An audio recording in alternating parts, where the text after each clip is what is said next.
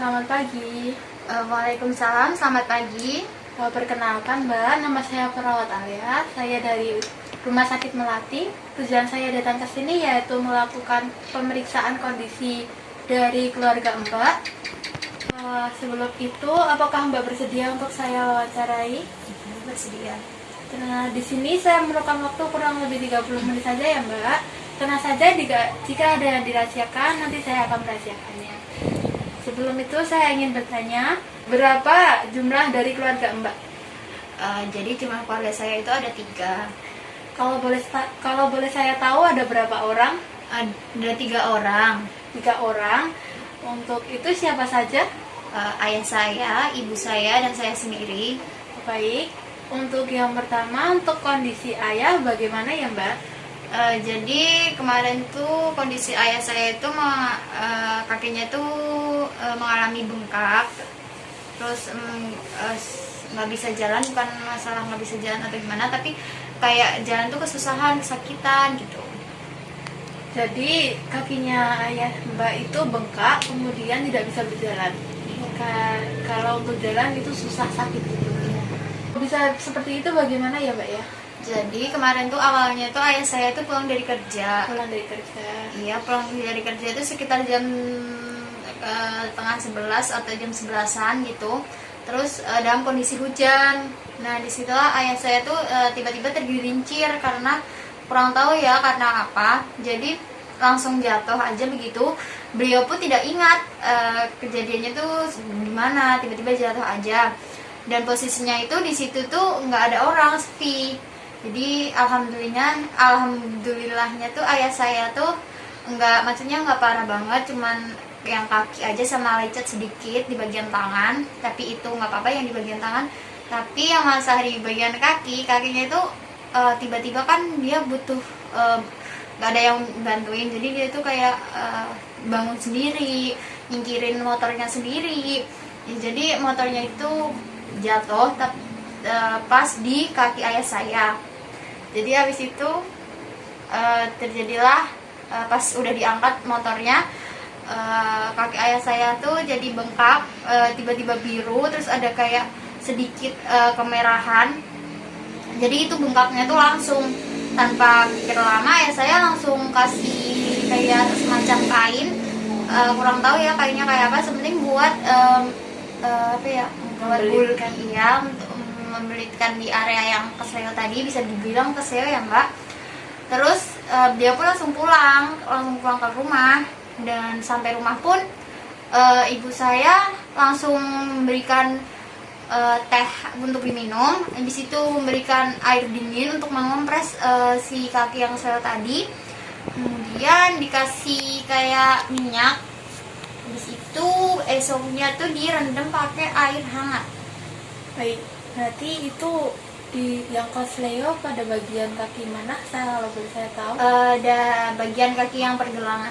Bagian pergelangan dari sisi kanan. Berarti pergelangan pada pergelangan kaki kanan ya? Lalu itu kondisinya membengkak, kemudian ada kayak kebiru-kebiruan. Lalu untuk penanganan Mbak sendiri yaitu menggunakan kompres, air hangat dan air dingin. Kemudian untuk obat, apakah Mbak memberikan obat kepada ayah Mbak? Iya, kemarin ada yang bilang suruh beliin antibiotik di apotek untuk menghilangkan rasa nyerinya sebentar. Berarti dikasih antibiotik ya Mbak ya. Lalu untuk kondisi sekarang bagaimana? Apakah masih membengkak, masih kesleo? Sekarang tuh udah lebih baik karena abis itu langsung dipijit ya. Oke. Kemudian untuk kondisi ibu bagaimana sekarang kondisinya? Kondisi semalam sih kayaknya ibu saya tuh capek ya, mungkin capek kerja, terus dia tuh kayak masuk angin, pusing gitu sih. Cuma itu saja keluhan dari ibu? Iya. Berarti keluhan dari ibu sekarang itu pusing sama capek? Iya. Kalau keadaan fisik bagaimana ibu sendiri? Kalau fisiknya tuh baik-baik aja, cuman Baik-baik kayak kurang stamina aja lah. Oh, baik. Kalau begitu, apakah ibu juga diberikan seperti macam vitamin atau apa untuk menambah staminanya? Iya, biasanya ibu saya berikan vitamin C. Vitamin C. Iya. Lalu untuk kondisi Mbak sekarang, apakah Mbak ada keluhan yang dirasakan sekarang? Mungkin kayak pusing pikiran, kayak capek pikiran, terus susah tidur di malam hari, kayak kurang tidur gitu aja sih. Penyebabnya karena apa? Karena insomnia itu?